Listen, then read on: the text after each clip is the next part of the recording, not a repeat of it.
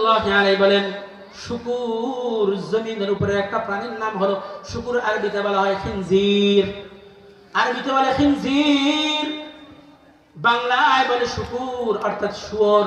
অনেকে গালিও দেয় শুয়োরের নাম, তো ঠিক কিনা বলেন? এগুলা কেউ করবেন না।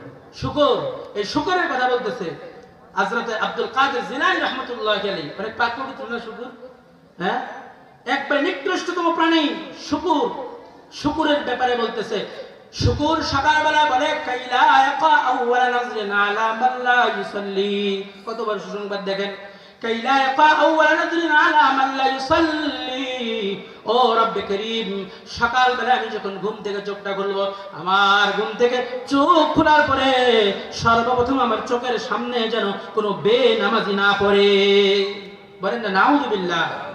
আমার চোখের সামনে যেন কোনো বেনামাজি না পড়ে। ইয়া আল্লাহ, এই কথা কে বলে? আব্দুল কাদের জিলানী। তাহলে পিসা হুজুররা কে বলে? শুকুর বলে। শুকুর কুকুরেও বলে না, শুকুরে বলে। ছাগলে বললো একটা কথা ছিল, এদের কাজে লেগে গোস্তের কেজি 900 টাকা।